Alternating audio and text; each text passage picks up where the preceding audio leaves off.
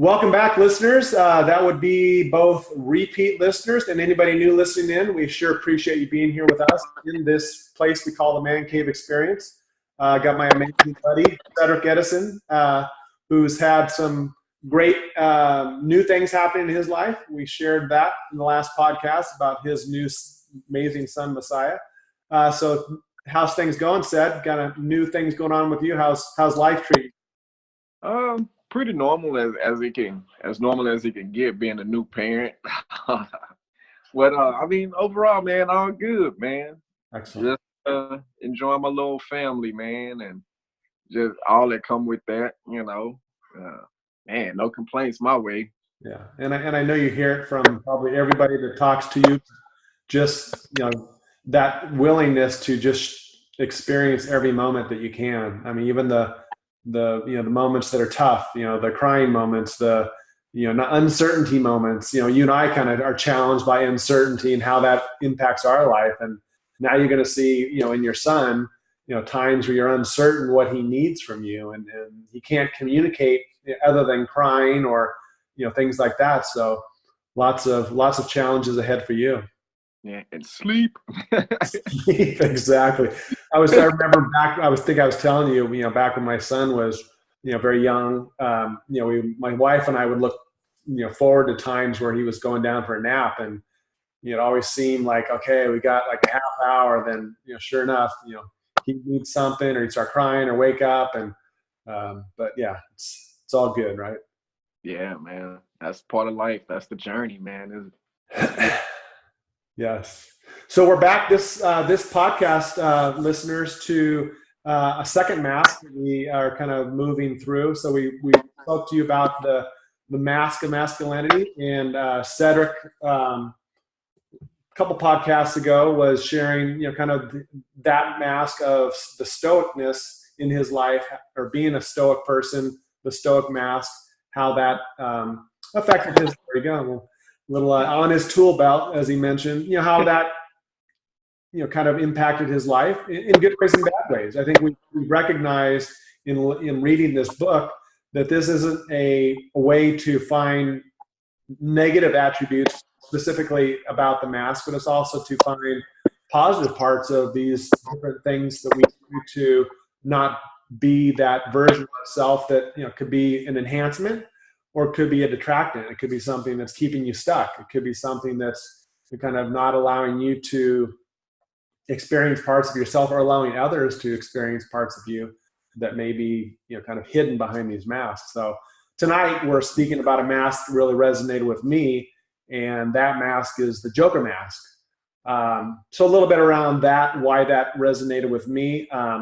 My sense of humor, which I really, really value, is part of who I am and my personality, and making people laugh and allowing myself to kind of be that, kind of off the cuff at times, person that makes funny things happen, or says funny things that people are interested in. But when I look back in my life, or kind of look at how humor or sarcasm, does impact certain areas of my life. I go all the way back to my childhood when I look back at my father and his twin brother, who were adopted, had a very challenging, difficult childhood that they went through, and now understanding how their sense of humor and sarcasm and just kind of how they express themselves all the way up until my father passing and my uncle who's still alive. But that humorous part of them, although there's lots of upside to it, it definitely has hidden a lot of their pain, pain from their own childhood, pain from, that they didn't want to allow others to experience themselves. Or, the other part of it is, we use humor, and I see myself, and I have experienced my father using his humor to help others, to kind of keep the spotlight off of them or myself. I'll interject what I feel is something to kind of break the ice or to keep it light, which is great. Again, I mean, I think there are those times where that's, that makes a situation much brighter and fun, and everybody likes a comedian and all those things. But there's times that I can identify with myself that, the humor has kept me from being that authentic person, not willing to share my truth feelings at times because of, history of pain when I was a small child, and how humor seemed to be always the go-to mask for me. Nice. Um, Man. So, um, I'm just kind of curious, like what ways, if any, do you see that mask kind of holding you now? How do I see it on me now? Now, like, are there any ways where it's holding you back or getting in the way, like now, you think?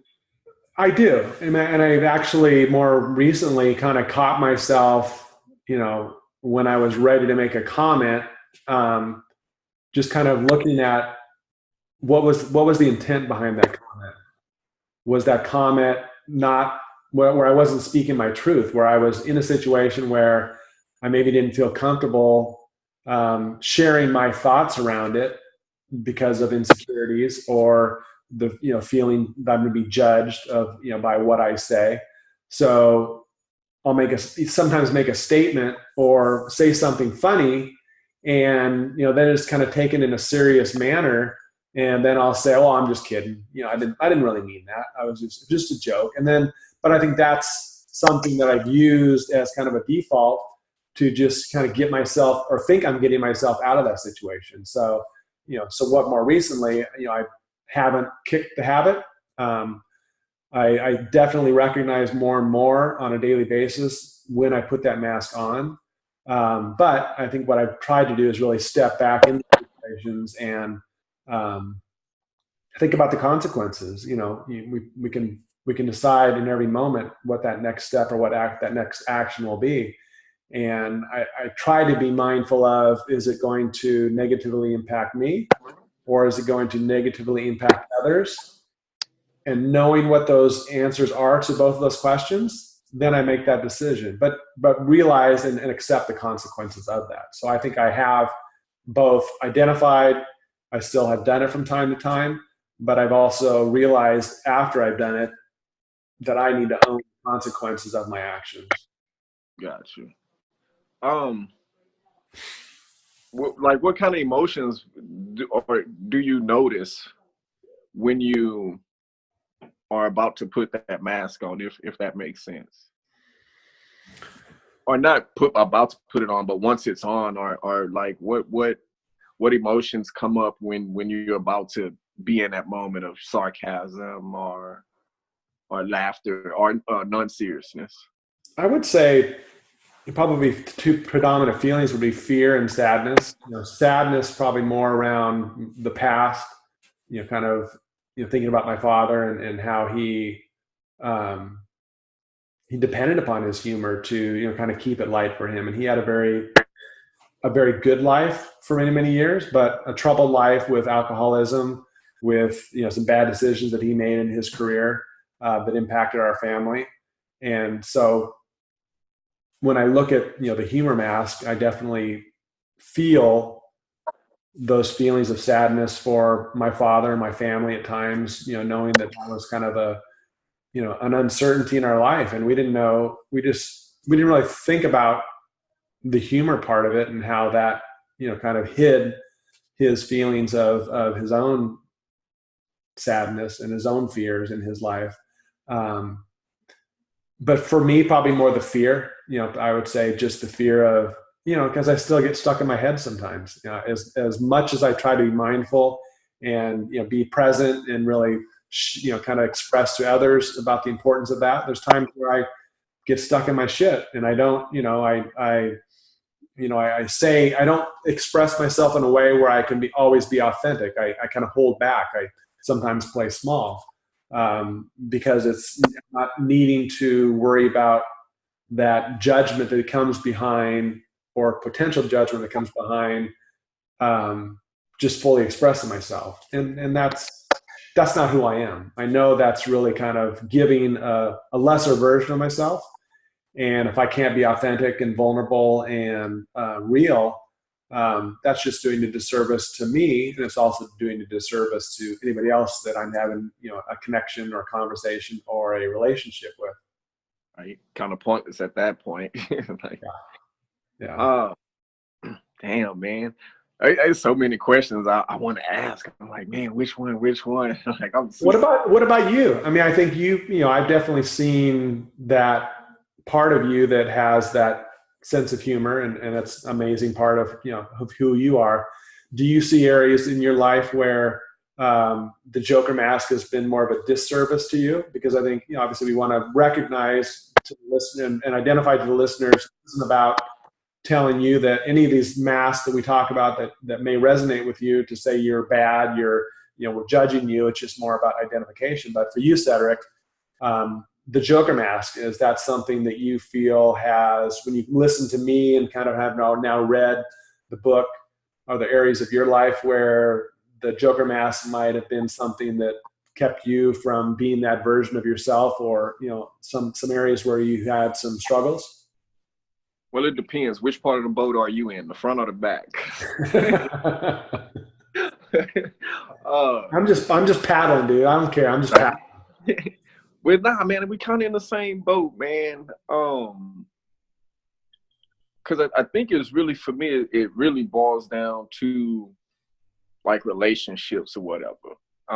Like those close personal relationships. I can find myself where it'll be something like kind of sarcastic may come out, and everybody kind of laugh, but it's that uncomfortable laughter, and then it's like, nah, man, I'm just joking. But in reality, it's one of those where deep down inside, I really wanted to have that conversation, but that fear of hurting that person, or possibly saying, losing that person as a friend, or whatever case, it's just like, nah, let me make light of it so we can just kind of pass over it. In that sense. And I guess too, because I was listening and kind of thinking about it, and I can remember back just here in Phoenix, at Live, sometimes, when it's time to be authentic or vulnerable, I can kind of laugh, like when I, and I'm getting more comfortable with it, like my story is like, oh man, well, yeah, I kind of, what made you become a health coach? I almost died, because I don't know why, sometimes I really don't know exactly why, and it's something to notice, but I can remember having a conversation, and that's how I started it up. But for some reason, I was just looking at that person like, they're not going to want to worry about or hear about the old me or whatever. And I was like, well, let's just start from the good parts, because some sadness and turmoil in there. So it was like, oh, well, yeah, I almost died, and that's why I became a health coach, versus, yeah, I was a shitbag in the beginning. I was lost and I was running from my pain, all of that type of stuff. So probably blocked more authentic relationships too. The building of authentic relationships, I think. Right. Yeah, and I think when what we don't oftentimes, because as men, we've grown up in a society where there's times where we're encouraging others, or we're putting people in situations where we're, they use the term in the book, busting their balls. It's like, who can say something meaner in a spirit of, I wouldn't say competitiveness, but maybe more just men being men, just kind of that one-upsmanship, just kind of thing. But what we don't know is that person that's sitting across from us or in that group, any one of those individuals, like you're saying, could have had an experience in their life where that subtle joke or comment or piece of sarcasm might really, really send them in the wrong direction. And, and if they've had difficult time kind of putting themselves out there in the first place in a group or in a social situation, and then they're feeling, they're part of this group, or they're, accepted or whatever. And then they're, kind of given the signal of sarcasm, sarcastic remark about, whatever it is. it doesn't really matter because we don't know what the experience of that individual is. I think we have to be mindful of how that message can be perceived. And I think, um, that's what we grew up in, right? I mean, that's just, kind of, we see the people in our lives, the sports stars and things like that. I mean, they're talking crap to each other, all these things that are the gamesmanship of sports and competition. And we thrive on that. We see just that being part of the game, not just the fact that you can, hit a baseball, or you can, make baskets or score a touchdown and do these amazing things. But it's, you see what they do after they do that, like in their face, and they're just, it's that gamesmanship. And yeah, in the moment, I'm sure those individuals don't really get kind of knocked back because of the comments, but I guess just to kind of break it down in more simple matters in a social situation, we're not ready for that. We may not be ready for that. And it's just, I think it's important, I guess, especially for us as men, to really be conscientious of those types of I guess, arrows that we throw out there that may impact individuals that are weakened or, not able to sustain that arrow. Yeah, man, it's interesting. You have made the point to where, we may not know like how people are going to receive that or whatever. And man, y'all, I highly recommend, reading this book, men and women alike. Because I got so much insight from it, and just the inner game, inner work. Because it was interesting how they were tying sadness into a lot of humor. And, I was thinking about comedians, and like for me now, after reading it, man, it's like, whoa, I really got to be careful, because although I could be, it makes me tap into some of the feelings and emotions I might be having, or trying to cover up sadness or whatever. But it also makes me think now, like, man, you're a dude, you're a leader, and now I have to be mindful, because this person too may have a lot of emotions built up around their humor too. So it just kind of makes me accept people more and be more present. Like Avatar, I see you. Right. Well, and humor is such an amazing attribute, right? Because when we're in situations, there's times where there's things that are tense, situations that need kind of that willingness to be lightened up, and those that have that ability to, can tap into that. I mean, it's such a gift to give to others. So there's so much upside to it. They talked about in the book about Robin Williams and how, amazing life that he went, and yet he was so depressed to the point where he killed himself. And that's happened time after time. He's not the only one. I mean, they talked about several, the amount of people that have had similar, kind of connection, like you're saying, with sadness, and how those feelings are masked by, them making others laugh, or keeping that sense of humor within themselves, and that lightness to where they don't have to deal with the sadness, just kind of keeps those feelings at bay, and never deal with them until until they get something else that masks that, whether it's drugs or alcohol, or something else that may eventually contribute to a much worse result, like Robin Williams.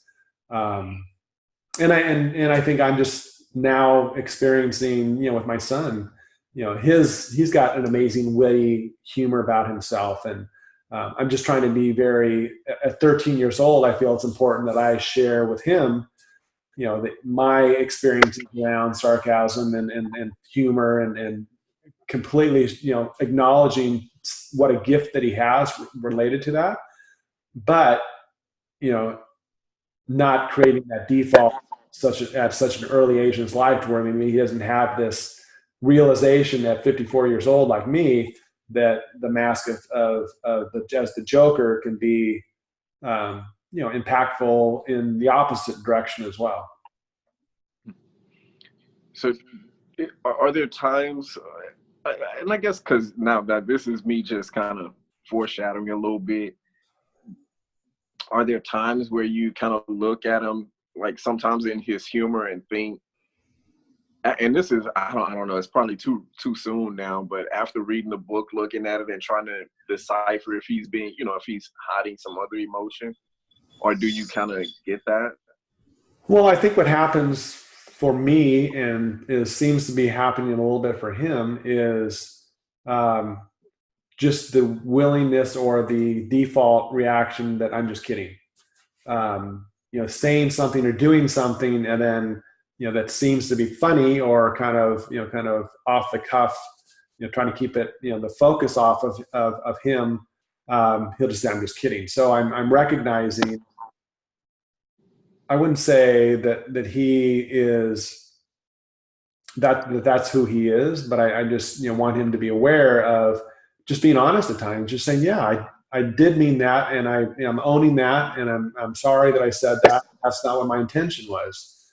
That's what my work is really trying to share that within my life. So I need to do that with him and allow him to realize that that I'm being real, and that it's hasn't served me at times, because it's very easy. It's kind of like saying I'm sorry, you know, and we've had that challenge from time to time with him about just everything we do wrong. We say we're sorry, and then it just becomes, well, all I have to do is say I'm sorry, then we just clean the slate and we're good to go. No, I mean, I think I'm sorry. I'm just joking. I didn't mean that. I mean, I think really have to look hard and be honest at times, saying that's at the moment, that's the message I was putting out there, and it wasn't right. It was hurtful. It was the wrong thing to do, and I need to make a better decision because it's obviously impacted you negatively. So I'm trying to be willing to share those experiences with him so he can know that I'm not this perfect man. I'm going to still fall down and have to get back up and realize that I have made mistakes, and make him feel okay with that. We're human beings. We're going to make mistakes, but I think we have to be aware of not just our own needs and how these masks affect us, obviously, but we need to be mindful of how they affect others. And I think that's that mirror that when we take these actions that we need to be willing to look at is, it's that reflection back of my action that really is my learning experience. Do you find that mask popping up in like your marriage and that on that side of the relationship? Yeah, I mean, I think I've definitely used the "I'm just kidding" um, excuse way too many times, and yeah, and I think that creates a sense of uncertainty, right? Because then you don't know who that person is from time to time. You don't know if what they're saying is them trying to be funny, or is it them trying to kind of shuffle under the carpet something that they really meant. And I can't put myself in a situation where I'm not being the authentic person. I need to speak my truth. I need to keep my sense of humor, because it's definitely something that's a very admirable attribute about myself I recognize, but not to the point where I quickly feel like I can just diffuse something by just saying, well, I didn't really mean that. I said it, but I didn't really mean it. And that's bullshit. I mean, I think there's times where that's what I was feeling. I have to own that. And then that's not going to feel good. This might even cause, some friction. It might cause some anger. But that's how I'm going to get through my challenge of that Joker mask at times being something that does me a disservice versus, being something that's keeping me light and free and kind of that positive attributes about being funny. Maybe I need to use that mask a little bit more in my relationship. I'll let you borrow mine. You can go ahead. I'll take your I'll use your stoic mask for a bit, and you can use my right? Because man, sometimes I get, "Oh, you're so mean," and I'm like, "No, I'm not mean. I'm just an honest observer." And you're gonna, obviously your son is much too young to even think about a mask. But I mean, I think we don't know when we start even thinking about those types of things that keep us from, because right now he's just himself, right?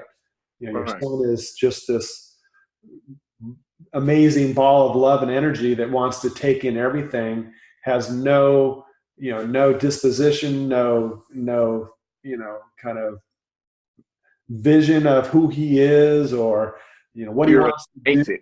Yeah, none of these things. I mean, it's just all new experiences every moment. And how beautiful is that? We think about our lives and kind of moving a little bit off topic, but that feeling that we now go through with a newborn like this, how we can move towards that, right? So even as we think about wearing our masks, how can we move in a direction where we kind of have that same kind of disposition of everything being new, we're present, we've got no history of all these impressions that have caused us to have a certain, kind of thought process around a topic, or, how beautiful would that be if we can, kind of learn from your son on how to better communicate and experience life. Man, that's crazy. You mentioned that, man, because that's been on my mind heavy a lot. It was more so like the last couple of weeks before she had him. I found myself just kind of staring at kids, and in awe. And as a matter of fact, dude, the day I flew into Phoenix for live, man, the coolest damn thing happened, man. I'm in line and we're boarding, and it's these two little kids, but there's this glass, right? And so, man, a little girl and this little girl and a little boy, man, and they're just playing with each other, playing with each other, playing with each other. And all I can do is just sit there and like, man, they're so pure. And Mm-hmm. like, and I'm looking at the people in the airport, nobody's really talking to each other, nobody's speaking to each other. And you hit the nail on the head. Like, that's where we need to get to, Mm-hmm. because, a toddler, they don't have a mask. They don't use Right. the humor is just pure humor. Right. It's pure. It's nothing, no maliciousness behind it. They're not hiding anything. They're just pure. Hey, I want to play. And they say what's on their mind too, and they mean what they say. Right. Ew, nasty. No, or ew, you're fat. I mean, they don't know that it's hurtful, but they're just being straight honest. And not saying, we know better to walk up and say mean things. We can fix it, but it's like, in a relationship, how do I look in this, honey?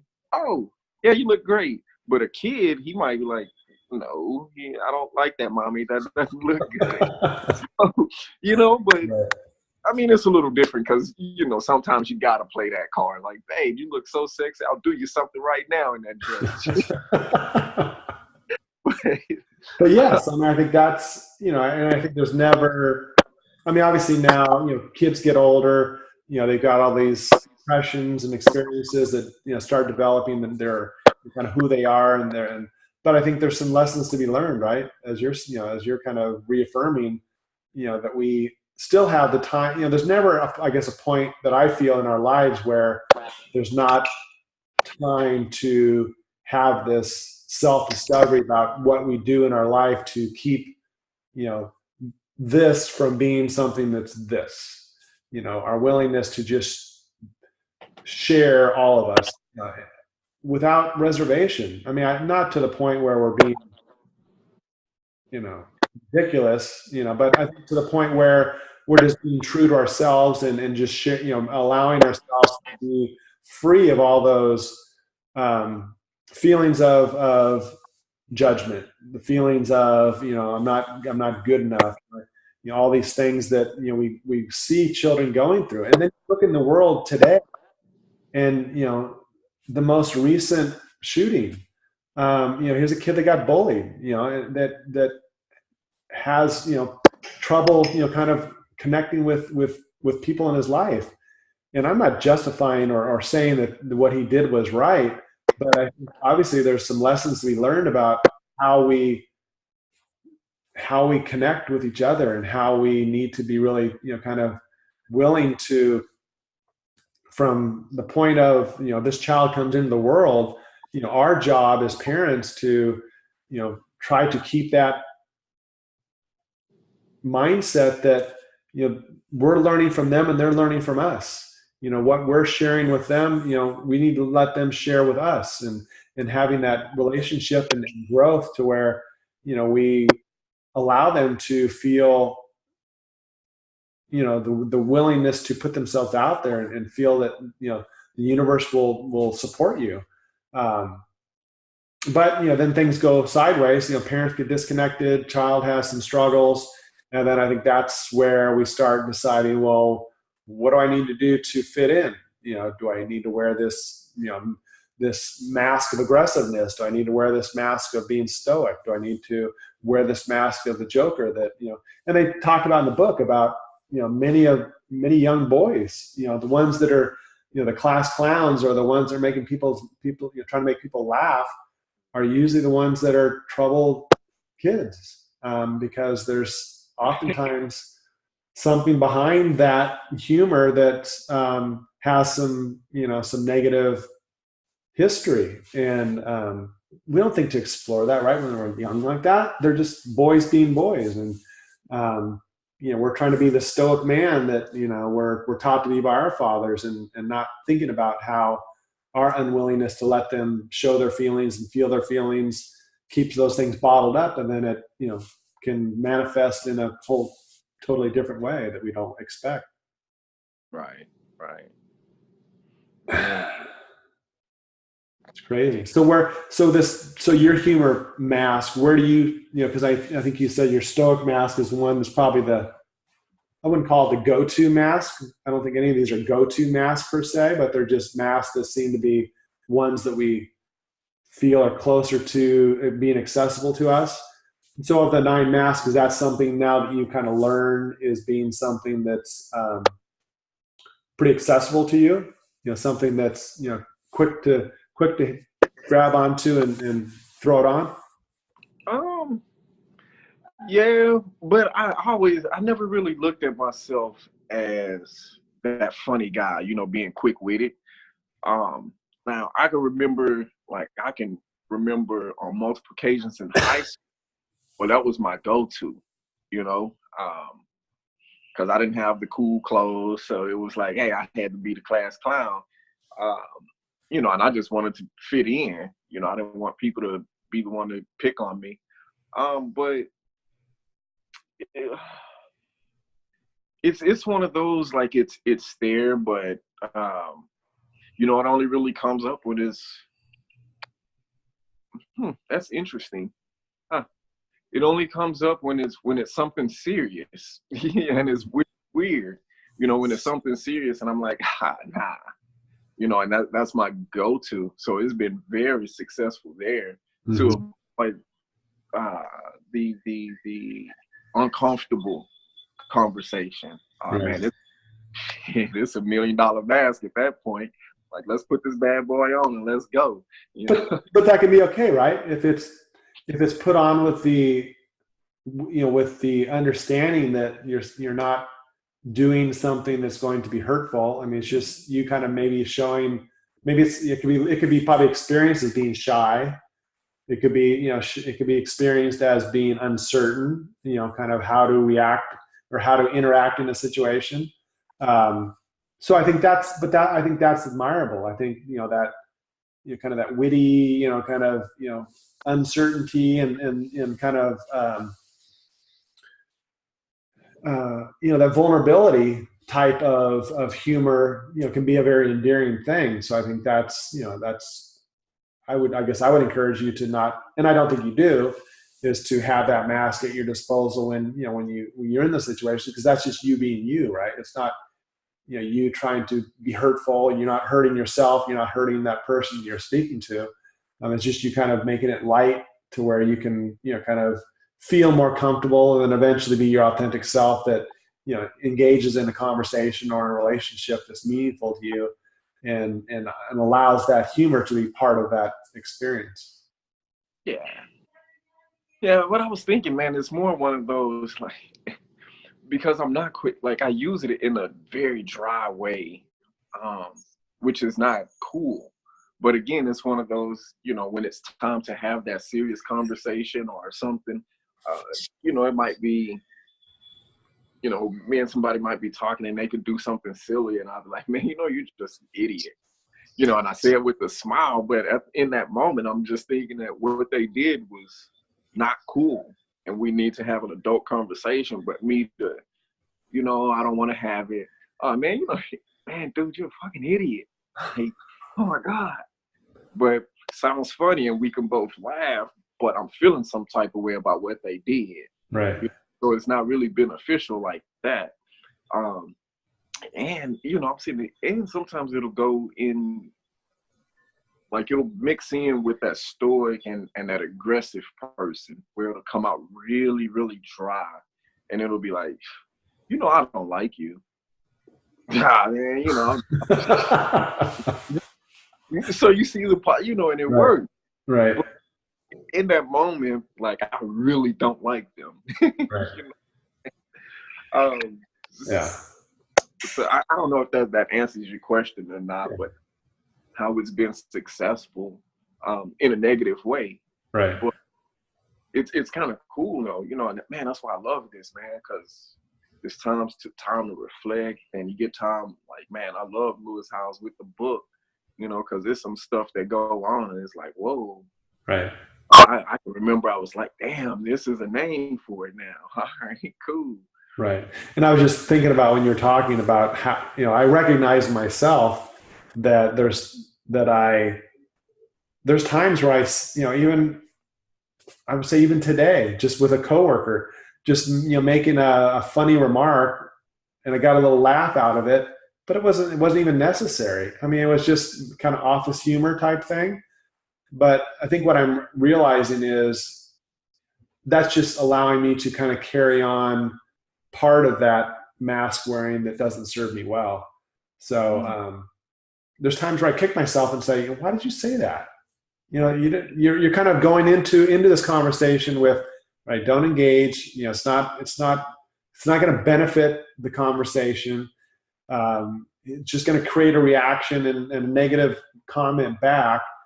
Yet there's times where I'm like, fuck it, I'm going to say it. And then, you know, oftentimes more recently, it's like, dude, you don't have to bite. You can recognize it, let it come up, you know, identify it, say, oh, there's that again. I could just throw a zinger out there right now and you know, kind of put him in his place. For what? You know, I think there's that, and not that I need to be black and white with that. I think there's that time where it's appropriate, and it's just, you know, in a situation that lends itself to that. But there's other times where I think by doing it more often, it just keeps me in that circle of, you know, trying to break out of, you know, those times where it's more hurtful. You know, it makes me more willing or daring to, you know, put myself out, you know, do it in a situation where it could be, you know, painful for somebody that I care about. And that's what I need to be careful of, because, you know, it's like with anything else, you become good at it, you know, whether it's lying or cheating or stealing or whatever it is, you know, the more you do it, the better you get at it. And eventually you just kind of feel like it's just a natural thing to do.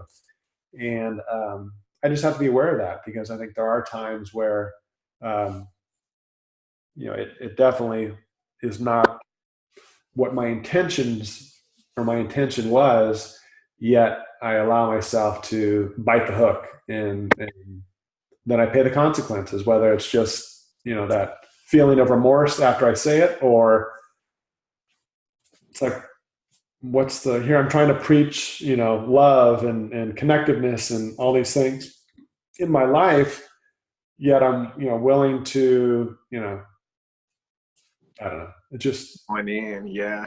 yeah. So I think it's just at times, you know, I need to be a little bit more willing to not push the button and just, you know, kind of walk away type thing.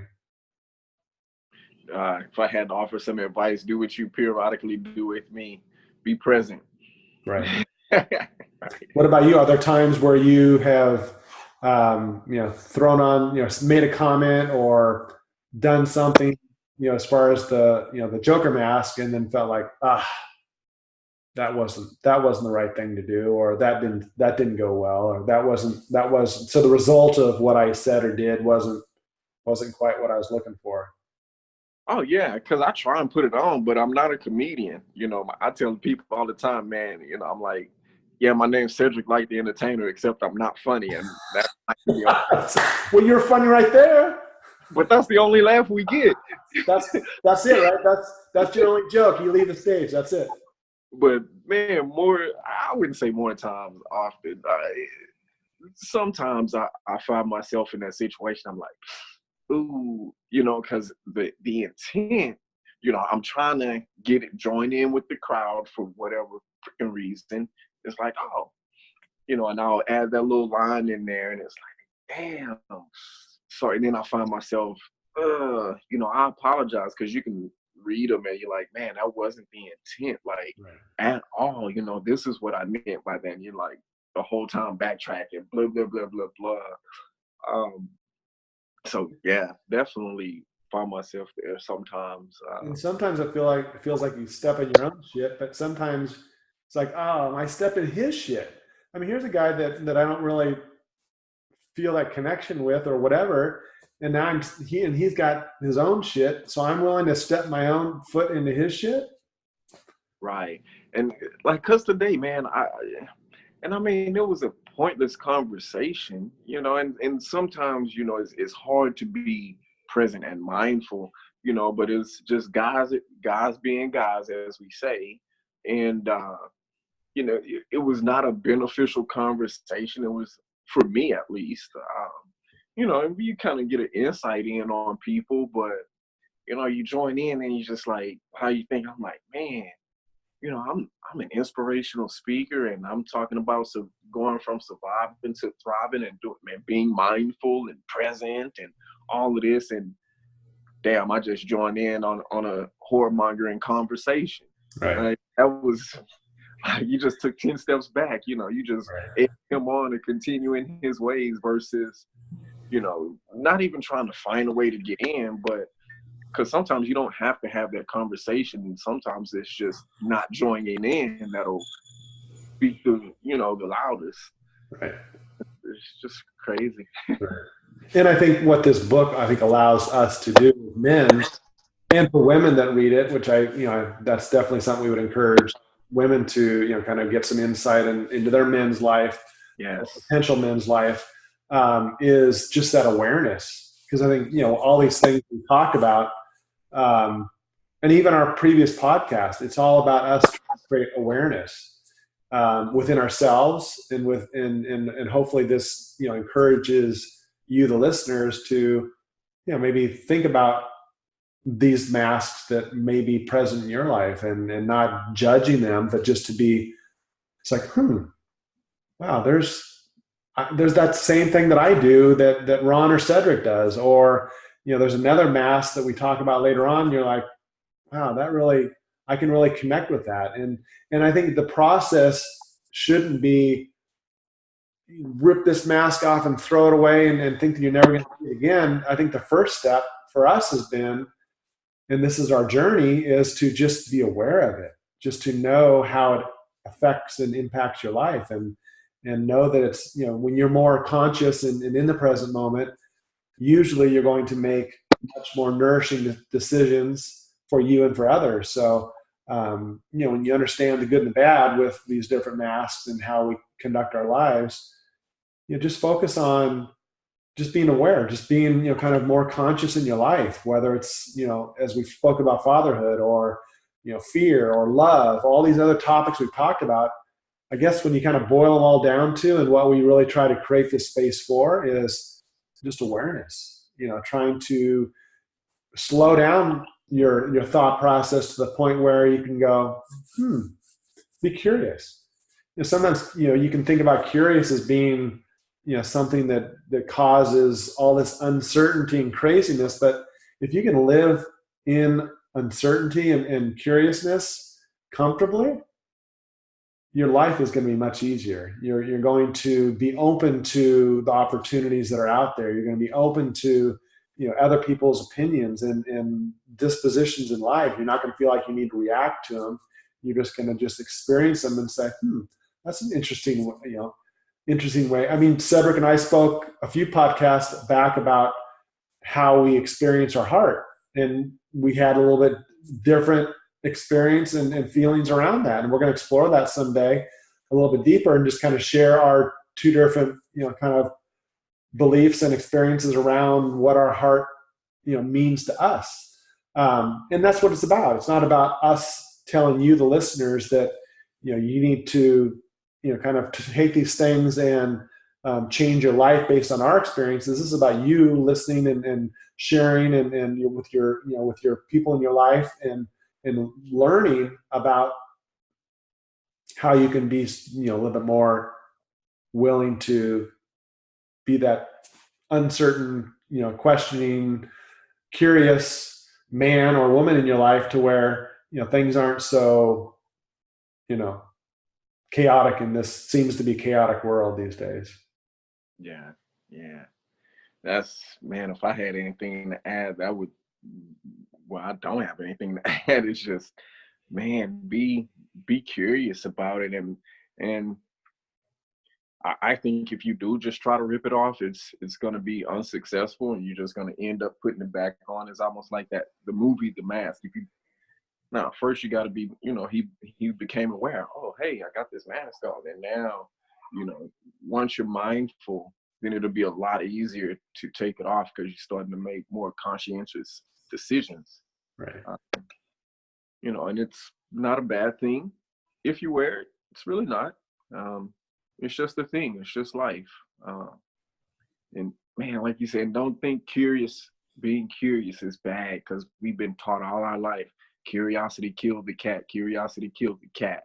Right. The thing is, I believe, no, curiosity didn't kill the cat. The cat got curious, and he just elevated to a higher plane. And now we can. I like that. That's really what. Yeah.